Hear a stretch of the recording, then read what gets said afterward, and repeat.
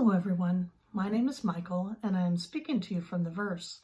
Now if you're not sure what the verse is, I encourage you to go to my website at rewritingtheverse.com, and that's where you can find out all about the verse and check out the updates, both written and video. All of the YouTube videos are accessible on there, so I invite you to peruse and especially check out the past life regression and rewrites connected to the twin flame and divine masculine, divine feminine journeys. I've been called to do those over the last several months in preparation for helping us get through upcoming portals. And this is another one of those videos. This video is specific to the upcoming full moon in Libra on April 7th, 2020. So what I do, I am a past life regressionist, and I have been utilizing my skills to help us go through these ascension portals is really what they are. All these portals and major astrological dates are connected to the ascension process at this point. We are well into it. And this upcoming full moon is another one of those gateways. So I asked my guides to show me a past life connected to twin flames that would help move us through that portal as at a higher vibration. And I will share on this video the details of the past life regression I just completed a few minutes ago. And at the end, I'm given the opportunity to go back and rewrite to a higher outcome, therefore having a higher vibration to lift us through the upcoming portal. I have not rewritten that formally yet. I have found that it seems to be very powerful to do that live on videos with you. So at the end of this video, we will do that together and we'll see how it unfolds. Even I won't know until the moment how it's going to affect things. So just so you know, that is my happy Buddha back there. If you didn't see the last video I did, I am in a different location today in the last few weeks because of I'm here in Texas in the United States, and we are on a stay-at-home order. And so I have chosen to stay with a friend to be able to go through that together instead of being isolated. And so he wanted to come with me. So if you've seen some of my older videos, he's usually on my shoulder at home. And so that's him back there. So that's why things look different if you haven't seen my videos for a couple weeks. And that's why he's with me. So with that, I'm going to go ahead and share with you now the past life regression I just completed. And we'll see some similarities connected to the stay-at-home orders. Oh yes, this is a replay of some old timelines for sure. And you'll see the similarities as we go through this. So when I started past life regression, I asked approximately how far back in the past we're looking at, and this one is approximately 8,000 years old. So we're looking at 6,000 BC, approximately. And then they showed me the geographical area. And ultimately what I realized was that we were looking at the area that is now known as kind of the Four Corners area, but specifically the Canyon lands and Arches National Park. Mainly, I believe those are in Utah in the United States. And so those areas is where this situation was occurring, specifically 8,000 years ago. So that's where we're at. So the very first image they show me is someone, and I'm looking through their eyes, someone looking out a very small opening in some rocks. It's approximately maybe 6 to 12 inches wide and about that wide for them to actually just kind of peer out. And what I was shown, it was actually like there was a slab of stone above that opening. And so it was a rock formation, rocks that they were looking through. And what I saw was it was a human being's legs. Basically, that's all you could see because, again, it's just that big to look through. But you could see their legs walking very fast. They weren't slow at all. They were in a hurry to come over to the opening and to set something right there at the opening and then hurried away. Now, those legs were wearing what looked like some sort of a spacesuit. Based on things I have seen, that's what I would equate it to. So this is definitely not some being that probably is on Earth, at least that's at least what it looked like. Some sort of a spacesuit based on the legs. But they were definitely human-looking legs, okay? And they did set something right there at the entrance, knowing full well somebody's there. So this was not an accident. They were delivering something to this person that was hiding in there in some sort of a metal canister. My understanding is basically whatever that canister was, it had a message in it to the people inside, which was basically it was time to come out. My understanding is the people inside had been in there for almost 2 years and had, I'll give you more details. It basically showed me kind of the end before showing me the rest of how they ended up getting in there to begin with. So basically indicated it's time to come out. And so then I see the person that was ultimately looking through that opening. I saw him emerge from that spot. Definitely Native American looking. Absolutely. The long dark hair. My understanding is his name was something along the lines of Chohan. And I get that may be more of his title rather than his actual name, but whatever, that's what they called him, Chohan. And he came out specifically just looking around, just for the first time after 2 years apparently of being inside, underground, and just taking in the scene.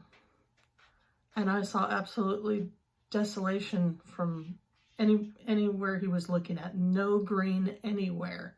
Not a tree, not a blade of grass in any direction. I can say that where he could see out while he was in there was basically, it was on a cliffside, or the top of a cliff. There was some sort of a canyon down below, and then looking out across kind of northwest towards, I guess, what would be now Utah. It's probably in Utah, but basically now facing westward, northwest. That's what he could see out of that little vantage hole for almost 2 years.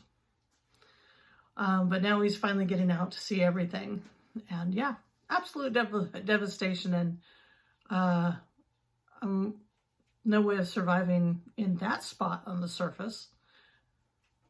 And so that's what they started with. I got to kind of see post almost apocalyptic kind of experience there at the end. So then they had to kind of fill me in on what happened before to lead to that point. So, well, if you like UFOs and all of that, this has a lot of them in it. And if you don't, well, you're not going to want to probably pay much more attention to this, and feel free to click off if this isn't for you. But there's a lot of UFO information in this one. So, oh my goodness, you get to see my little girl back there. Wow, she's a shy one. She's never been on any of my videos before, but she's come out a little bit for everybody to see. How exciting. So, okay. Anyway, what I saw was these were what would be considered Native Americans in about 6,000 BC here in the U.S. I even want to say that these are the Anasazi, which is an ancient Puebloan Native American group, and a lot of people wondered what happened to them. They seemed to just kind of disappear at some point. And based on what I saw in this past life regression, this is probably at least part of why they weren't here anymore. So anyway, So there were, what I was told, definitely two distinct groups of these Puebloan people. And they each had, they were each descendants of different ETs. I didn't get really a name for either group of the ETs, although I would lump one of them into either the tall whites or the Nordic, just because they were very blonde and blue-eyed. So I'm assuming they're from that category. So basically, these different tribes or clans, I want to call them clans actually, these different clans came from one of those two groups. So they're pretty much pure within their clans, not too much mixing of genetics or anything, but everybody got along fairly well, I'd say. But then there came a mandate from their ET brothers and sisters that were not necessarily living on planet, but there was a mandate that there would be an intermixing of the groups now. Now there's, just so you know, if you're not aware of there being a lot of ET activity on this planet, especially connected to genetics, I'm here to tell you there's been a lot of it over the years. And this was one of those conscious choices by at least two different groups to say, okay, let's take this to another level and let's start mixing our genetics.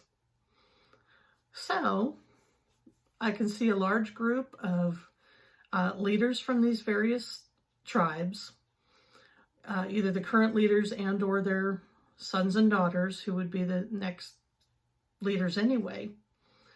And up until this point, there was no intermingling with the groups, but now they're being encouraged to. So Chohan is one of the leader's sons, so he is the next in line anyway.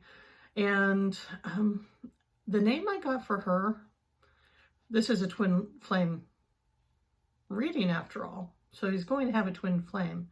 And she is the daughter of one of the leaders from, I would say, the group that's connected to the tall whites. She's from that genetic line, from that group. And her name was something along the lines of Rajia, but I'm just going to call her Raj for short. And so he had actually noticed her. I think they'd noticed each other on several of the big meetings before, but again, there had never been any opportunity to grow anything with each other until now. So the moment this was announced and they were encouraged to commingle, they both saw each other as the potential partner for each other, because again, that twin flame energy just draws people together instantly, and they knew that they wanted to co-create with each other and be husband and wife and whatever. So the way it was organized was that whoever the female was in the pair, that clan that she's connected to would be basically the masculine, the male in it would come in and join her clan, basically. Let's just say that, something along those lines. So he's a part of her clan now. Certainly he's bringing in the genetics, and a lot of his people are going to come in with him, because there needs to be intermarriages and babies being produced, etc. But they will live under her, not rule, that's not quite right. It's basically like they're taking on their culture, and they're taking on their religion, and they're taking on the expectations of their ET group. I hope that makes sense. So because she's the dominant person as far as they're going to follow her group, that's how they come together. Many of his group come in, marry into it as well, but they're following, let's just say, the tall gray ET. That's basically now their god, if you want to say that. Even though both sides are aware of the ET presence, so they're not so naive as they've seen the spaceships, okay, on both sides. So they're not ignorant to that, but they realize that, by marrying and coming together this way, they will now follow the Chauhan and Raj will follow the tall white group's leadership. Sorry, I'm having trouble articulating this. I hope that's clear. So, okay, they go off in various groups, but now there's this intermingling of the genetics. And this happens, I don't know how many years this is going on now. It's several years into it. There are children being born, and they're well into the experiment, I suppose. And Raj and Chauhan actually have a son now. He's not quite a year old, but they do have a son. And it's basically a happy life. Everybody's getting along pretty well within the clans, at least. They don't really have a whole lot of interaction with the other clans unless if it's a big meeting. But there's approximately 200 people within their clan. They are the leaders of this 200-person clan. And over the years, a couple times, the ETs have come down in physical form in small spaceships to interact with at least the two leaders. So again, that's not unusual for them to have contact with them. So things are going well. When I saw that, you know, if you've ever been to the Canyonlands and Arches National Park or seen pictures of it, it's very unique. This is not, you know, woodsy, you know, Colorado's right next to it, which is so tree filled and so not what you see in Utah in that area. And that's basically, I see the terrain there being much more like Colorado. A lot of trees, a lot of green, just a very different kind of environment. And yet they were there in that area in Utah. So one day, here comes one of the ships, and at least one of the male tall whites came out, and we're talking to them. And basically said, okay, we've got something we need to take action on right away.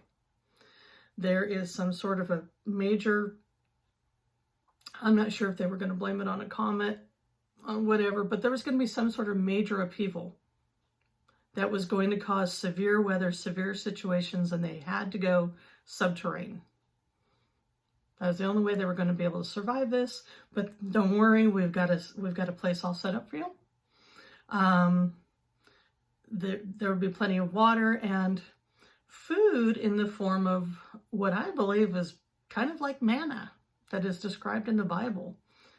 And when I saw it, basically, they had bowls, like golden colored bowls, and in the bowls, what looked like cotton candy. And I really got that it would like melt in your mouth like cotton candy, had very much that kind of consistency. And basically it would just replenish when it ran out. And so that was their main food source. So food was taken care of. There'd be plenty of water in there. We need to get you subterranean like now. Everybody needs to pack what they can carry, and we need to go now. This needs to happen quickly. Well, don't really question these things when this is your God or your people from above.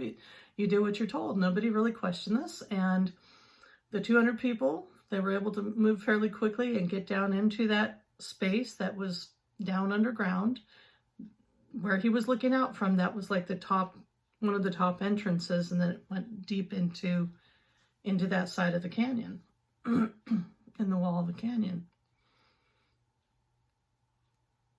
So everybody gets down in there.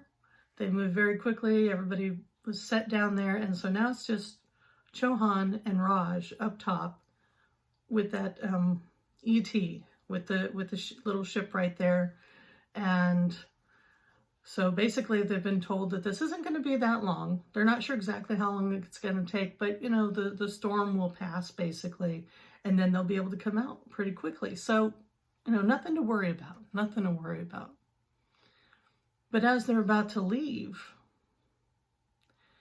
they tell Raj that since all these different clans are now going to be subterranean during this short while, that they've initiated a meeting with all the high priests and priestesses, which are basically the leaders of the various clans, that they need to come with them to take full advantage of the time when everybody's just going to be sitting anyway. We need everybody in that category to come with us. Like then, right then, which shocked her, shocked Chohan. And what do you mean? So this was not something planned by, well, at least Raj. She had no idea about this. And her first reaction is, well, I can't leave. I mean, what about my baby? What about my husband? What about my people? You know, I can't leave. What? And there was just, once again, it's only going to be for a short period of time. And you need to be there. We're really expecting all of those people in that category to be there. But don't worry, you'll be back soon enough. She even asks if she can take the baby with her because, I mean, she's mom that loves her son very much and doesn't want to be even away from him for even a day. And they deny her request, that that's not appropriate. And that I'm the, you know, basically he'll be taken care of. So she needs to get on the ship. And you could see the anguish in her eyes because, you know, just the idea of being separated for a short period of time. But even Chohan is concerned. Obviously, they're both concerned. They're not feeling quite right about this, but what choice do they have, right? So she reluctantly gets on the ship. And then they leave. And then he goes down and they set up all the rocks so that there's no way you can really tell that it's an entrance to anything, right? And those rocks aren't moved for almost 2 years.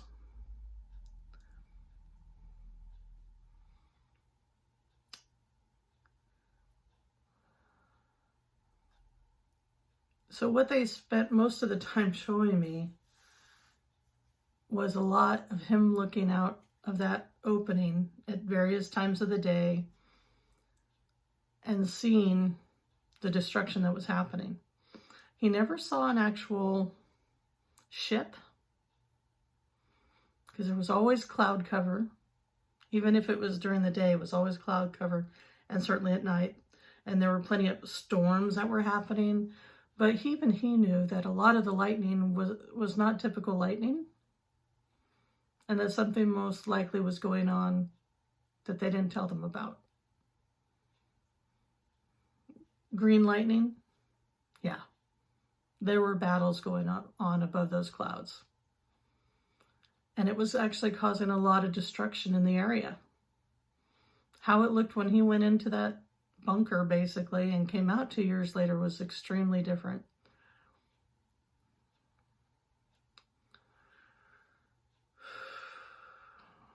What I was told was that in the area to his west, which was the Canyonlands area, all that area over there, there was something very powerful about that area.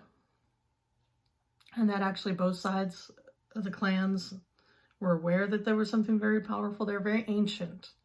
Something very ancient that was there that neither one of them had ever really seen before, but knew there was a powerful energy there. That's one of the reasons why they were seated in that area, probably. What I saw in my mind's eye was that it was a huge, miles wide and tall, oh, it's not really a stone, more like a gem. It looked very much like an amethyst, purple. I'm not saying it was amethyst, I'm just saying that's kind of the color it looked like, and it was huge, huge. And that's what was producing such a powerful energy. But it was buried very deep in underground. And that's what was generating so much power. And that's ultimately what the battle was about. Something about getting to that, harnessing that. maybe even removing it from the earth completely. I was told it was a seed of some sort by some very ancient group, had put this in as a seed on the planet. I want to say the word love comes to mind, that it was, the energy behind that was very positive and powerful. And so the group, I was told that the actual groups that were fighting over it were the two groups behind the two sides of the clans. So one of them being the tall white and the other being that other group that I didn't get a name for. But those were the two that were fighting over it.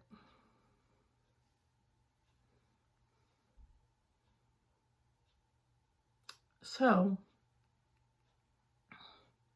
after 2 years, Raj had not returned. And even though in the beginning, when they were first separated, he was able to feel her a lot. And she was able to come to him in his mind's eye, in his dreams. They were able to communicate a lot. But over time, he noticed that it was not as frequent, not as deep. And what she had been told after the fact, after she was gone, after they took her off planet with all the other leaders, was that they weren't going back.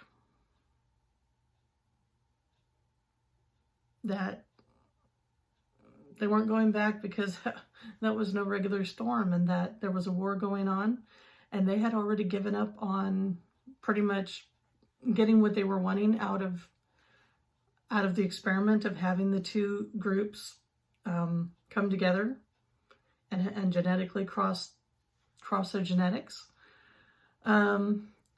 They had obviously given them some opportunity to survive, but it was, they may not make it, and ultimately we're done here. Whatever the result of that war was going to be was what they had come for. They did not bring them back, despite, at least for Raj, her absolute demanding to be returned. She wanted to be left behind. Even if they all left, she wanted to be with her family, with her child, and everybody. They wouldn't allow her to return. Now, so she was aware of what was going on from that point on, but he wasn't. But over time, again, he felt that disconnection. He felt that, he felt her energy go permanently. So was he surprised when he got out there 2 years later on top and she wasn't there? Not really. He had hoped, but not really. That spaceship had taken off very quickly. And it basically, that message said, it's time to come out.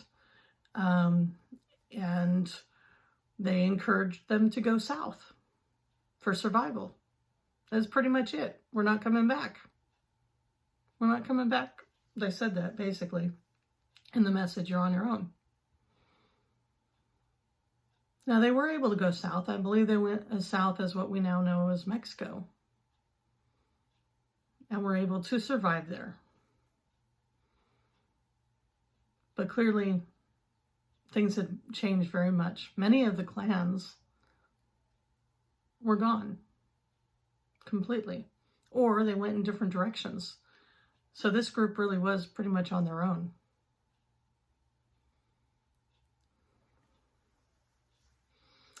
What I was told is that the group that Chohan was from, whatever that ET group was, they knew about what was going to happen as well, right? They knew this, they were about to go to war with this group, and that all the people in that area that were connected to them were at risk. What they did, though, was they came in and they took all their people. And I'm not just talking about their high priests and priestesses. They took everybody. Every clan that was connected to them specifically were taken. And that includes the people that were from the other side. They took them all and either relocated them. I think some may have relocated on Earth, but I think many of them just went elsewhere. They took everybody. And my understanding is The tall whites were only interested in saving their royalty. Their high priests and priestesses, their pure bloods, were all they really cared about.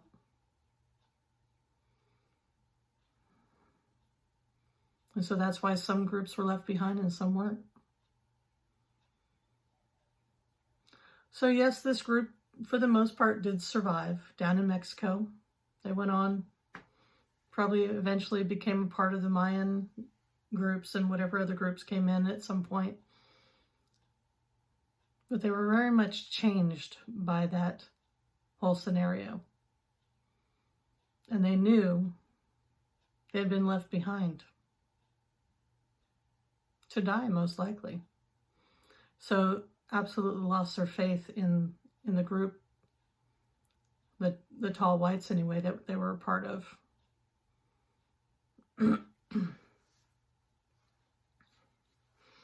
And again, Raj ends up going wherever off planet they take her, and she doesn't end up being able to come back either, which is a hole in her heart as well. She absolutely loved her son, loved her husband, loved her people. So absolutely she was torn apart as well. So yeah. Another tragic ending for twin flame, divine masculine, divine feminine. So that's how the first version ends.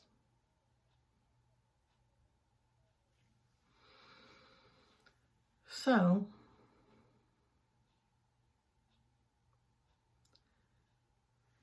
I did after that ask for them to show me where the best place would be to intervene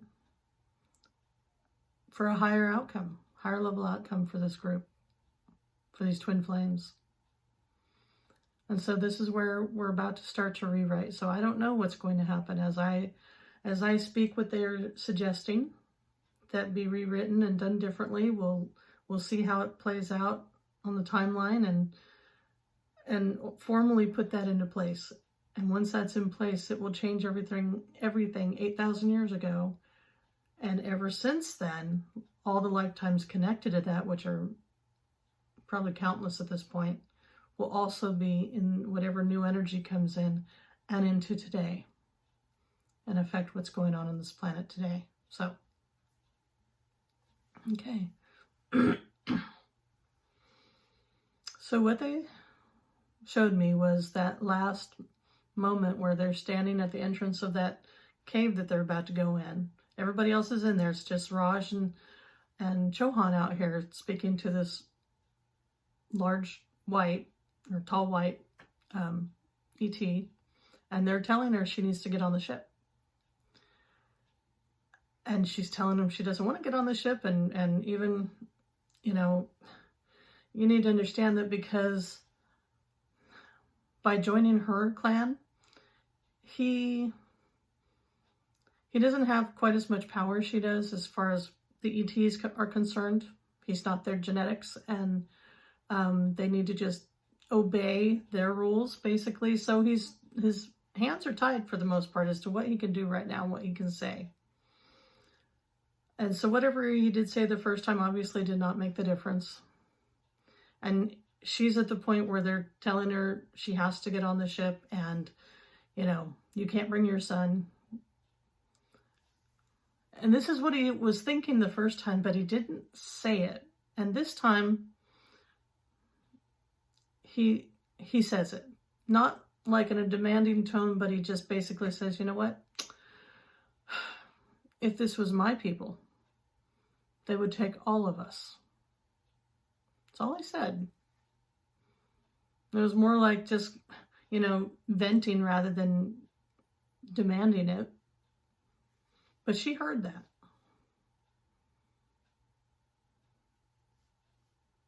And she posed that to them. I mean, we're talking an ET race here that has the ability to pick up and take any amount of people with them. Once she heard him say that, she's like, yeah. Why don't we all, if it's this dangerous, like you're saying, that we actually have to go underground, why don't, until the storm blows over, why don't you take us with you? Why don't you do that? They weren't expecting this. the ET group was like, "You're questioning us?" You know, it was really not an expected conversation to have to explain why that couldn't happen. And he did start to, well, we don't do that. We don't do that. It's not how things work. At least not for them. Obviously, the other ET group does. And they did take the entire clans off planet for protection. Well, this is what she needed to basically tell them, no, I'm not getting on that ship unless everybody's coming with me. My son, my husband, everybody. So if you, and obviously that ship wasn't big enough, but they could have brought in a ship big enough to take 200 people. Or I'm not going. Again, this is really unheard of for their people to stand up and take a stand against what they're being told to do.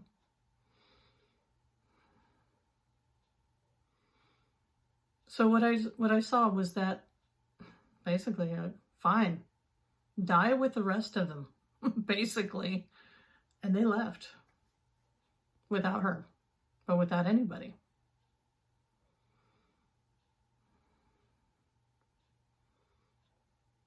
And now they know, actually. That told them the level of severity that was really coming was not just some storm. They basically got enough information to know that, yeah, the odds were not good that they were going to survive. And now what? Now what? So what I'm seeing,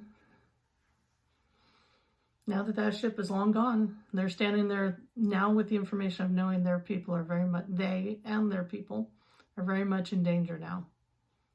And that even this, going in this hole for however long may not be enough to survive. What are they going to do?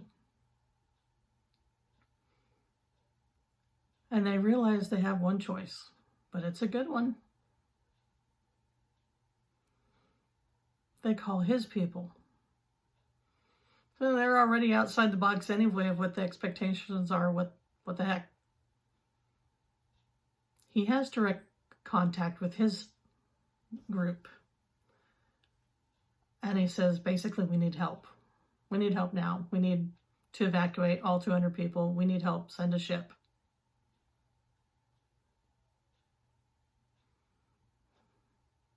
I see the ship. Big black ship.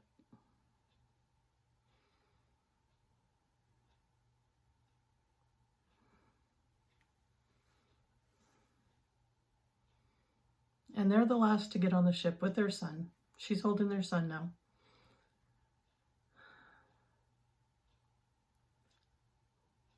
And they basically look around one more time at what was one of the most beautiful places on the planet. It still is in some ways. It's unique. It's unique because of the destruction that happened 8,000 years ago there. So they take one look, and together with their son, they get on that ship.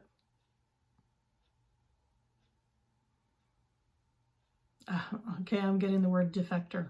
She is now considered a defector because she didn't listen. She didn't do what she was told. And of course, they will find out about how all the other clans, at least from his side, were taken out, and that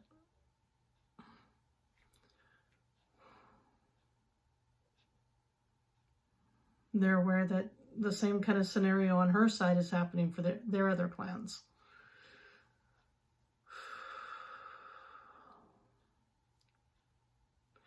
Well, okay, I'm getting really strong energy here. The reason why they're moving everybody into these locations is they know they're about to have open war anyway. Whatever negotiations they had going on were done. And now all is fair in war, right? Including going and picking up those other clans. She knows where they're all at. She knows they were probably told something very similar, and they're all in hiding. With the exception of their high priests and priestesses who are long gone.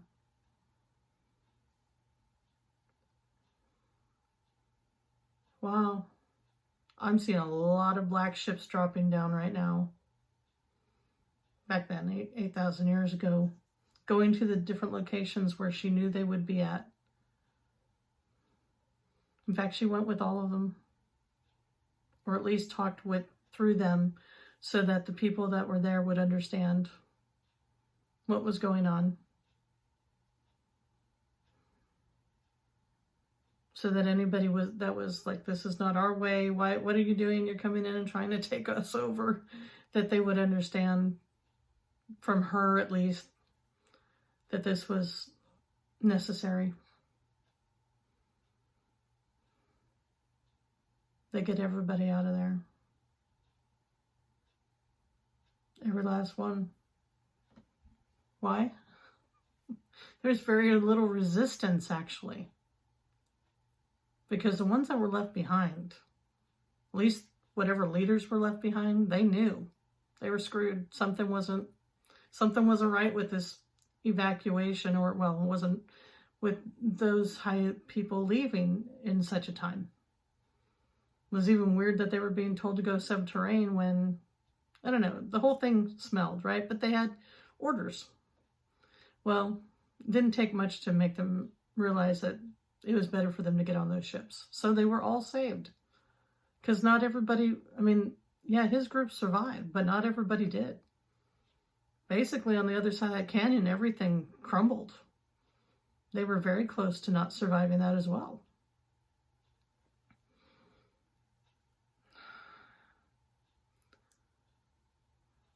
So now I'm supposed to tell you about a dynamic that was going on, why they were fighting for that huge purple gem that was underground in that area. They showed me, well, it's a song. I don't know, it might be based on something else too, but it's a song called One Tin Soldier. I think it's an older song, so you may not have heard about it. So I'll tell you the basic story behind the song is that there is these people of a valley, and there's people up on this mountain. And the people in the valley know that there's supposed to be some great treasure up there on the mountain, and they want it. And they say, we want it, to the mountain people. And the people say, well, of course we'll share it with you. That's not what they wanted. The valley people wanted to hear. They wanted to hear it's all yours and come and take it. So, since they didn't get that response, they declared war. And they rode up on that mountain and they killed the mountain people. And when they get to the point where they turn a stone under which the great treasure is supposed to be buried, the only thing they find is something that says, okay, don't make me blank at the end of this, turn the stone, and a peace on earth was all it said. Peace on earth was all it said.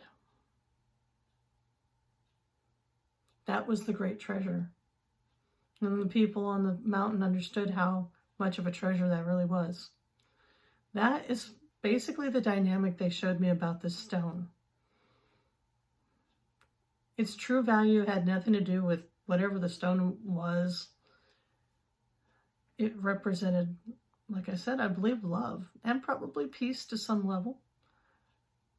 It was buried in the earth for a reason. But they were fighting over it. What I understood was it was actually the tall whites that were coveting it, like the valley people, and trying to take it or destroy it. But I think they were trying to take whatever power, whatever they could get from this thing is what they were really after all along. And it was the dark ships of the people that Chohan was connected to that were trying to defend it and keep them from taking it.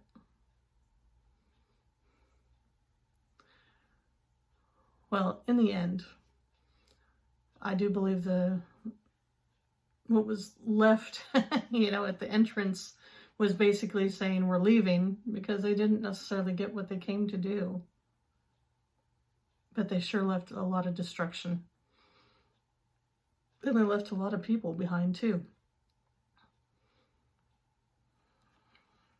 So, that's what they were fighting over. That's what that war was about.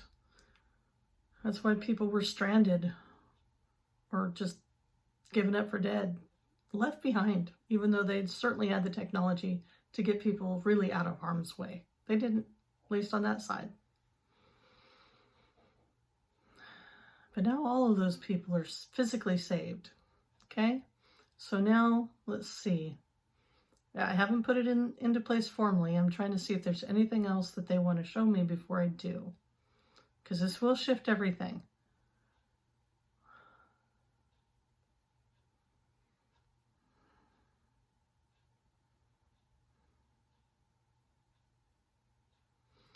Okay, I'll just go ahead and put it in place and see what happens.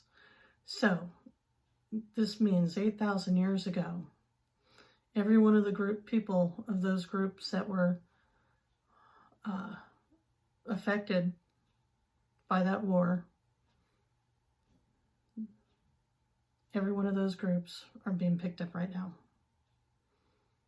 Every single one of them. The truth is coming out. The truth is coming out for those that were left behind. They now know the truth about being left behind, about the true intentions. They're finding out the true intentions, what that war was about. It was all over power. And that those people had actually been used to kind of get a stronghold there. They were used in a lot of ways. So that's shifting now. The truth has come out.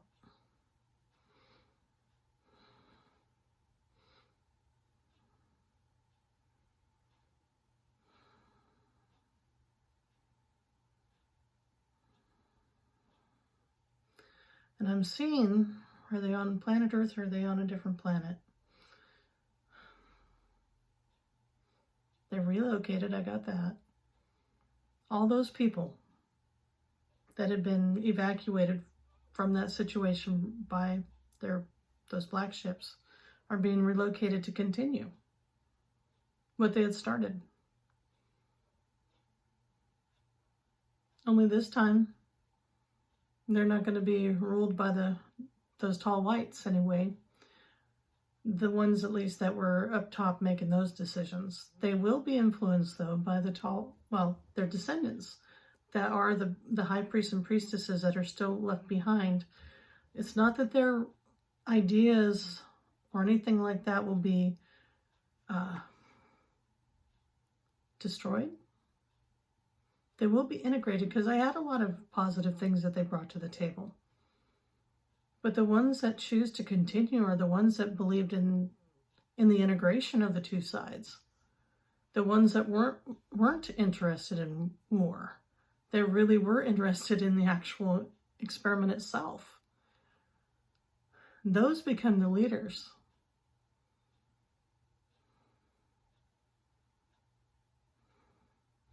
Where did they go? Are they here on this planet? Actually, you know what? Anybody that's watching this is most likely one of those people from those groups, from those clans, one side or the other. And if you're watching this, it's because you stood for the experiment. You stood for unity. You believed in the bringing together of these two groups in a peaceful way. It was your higher up leaders that let you down.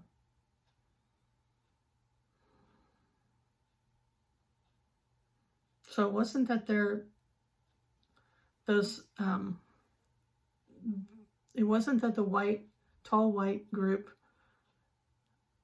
was shut down in any way. Actually, the people that stayed behind were very much an equal. They never lost their status in the groups. They just realized that the outside entities that they had been working under were corrupt. And they were allowed to continue to be a powerful equal in the entire experiment, even under the rule of what would have been the other side, Chohan's side, whatever ET group that was. They allowed them to keep their status and to still contribute.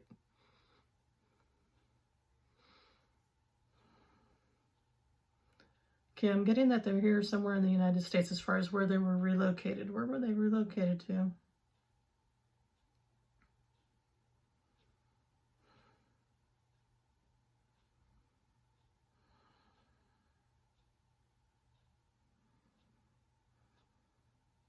Northeast?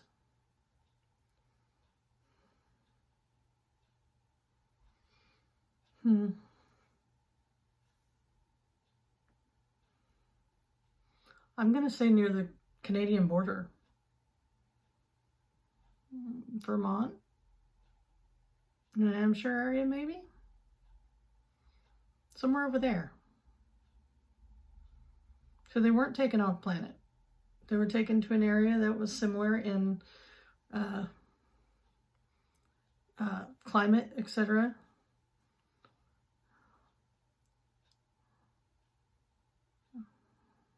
I feel like this is going to somehow influence the whole Native American experience later on as well,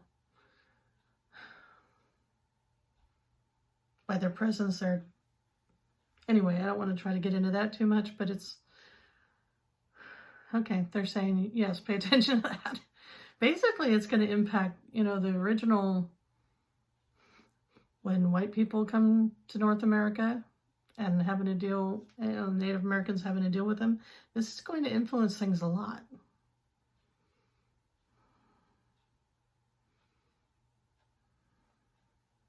A lot.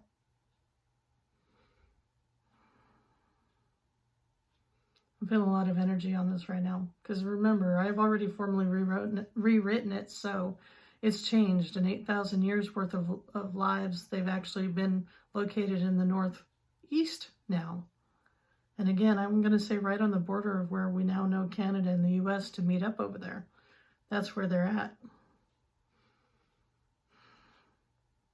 And they're definitely going to be influencing the peace on this, at least this continent. Because it will be through that lens now that any foreign group that comes in, as they're met by the Native Americans, it's going to be very different.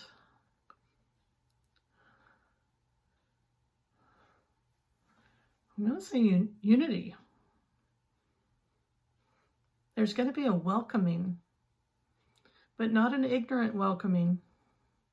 A welcoming of, we know how it's done.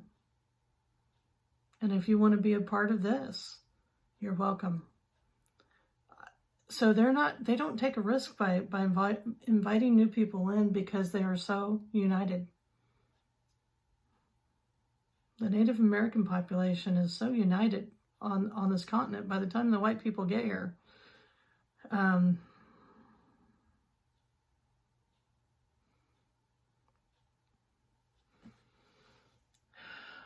okay.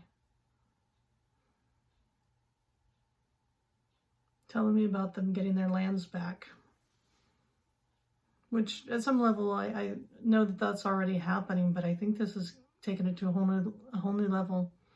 Sorry, this is really kind of way energetically up here. I'm trying to pull down any details about how it's impacting right now.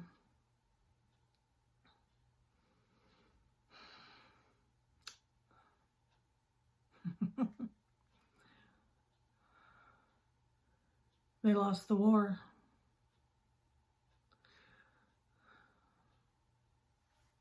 Remember, in the first version, they actually lost too. The dark side, which would have been the tall whites, lost, and they were hightailing it out of there, but only after causing a severe amount of destruction and a lot of loss of life. Most of the groups did not survive that, the ones that were left behind. So, we don't need the destruction.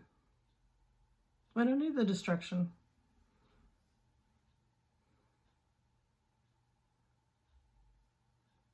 I'm seeing the dark energies on this planet right now that are in the process of being cleaned up, have laid down whatever weapons they had.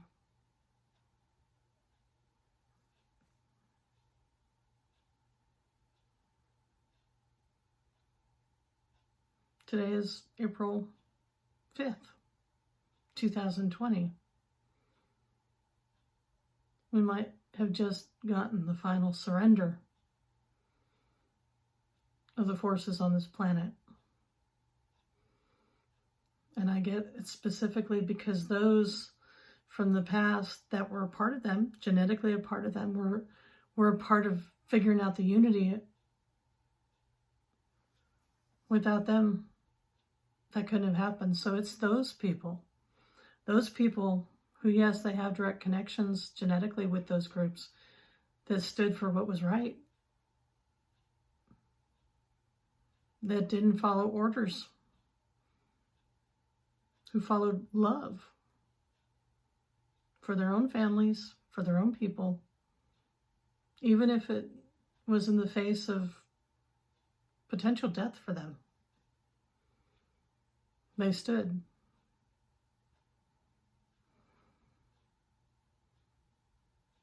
I feel a quiet right now.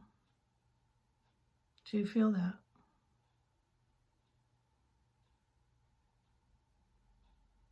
The thunder has stopped. The lightning has stopped. The fighting has stopped.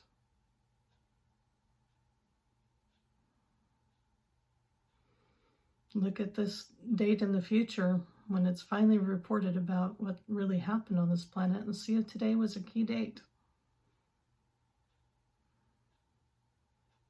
And we have so much to be thankful for, those people from what would be considered the dark side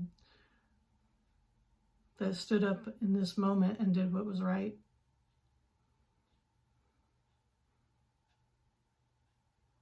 Who wanted to save everybody.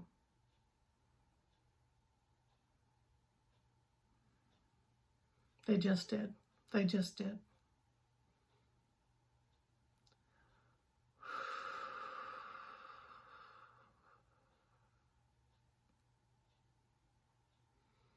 And now whatever that gem is, I think it's still there. It may have been, oh, I got that it was fractured actually from all that back then, but it's still there.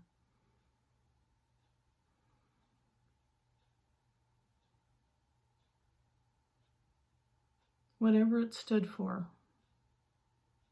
Peace, maybe? Maybe it can finally shine. Maybe it can finally do what it was put there to do. And I'm not even sure what that is.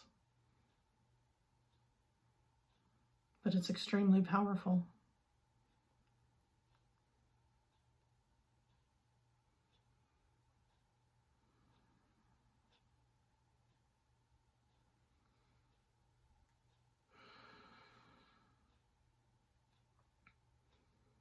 Still feeling a lot of energy on this.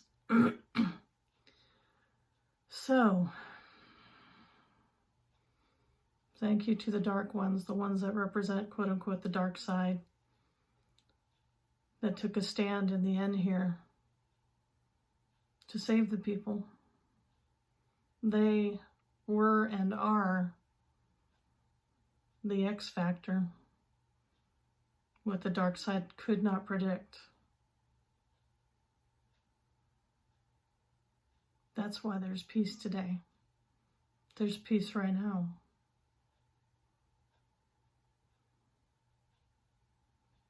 You hear the quiet? I hear the quiet.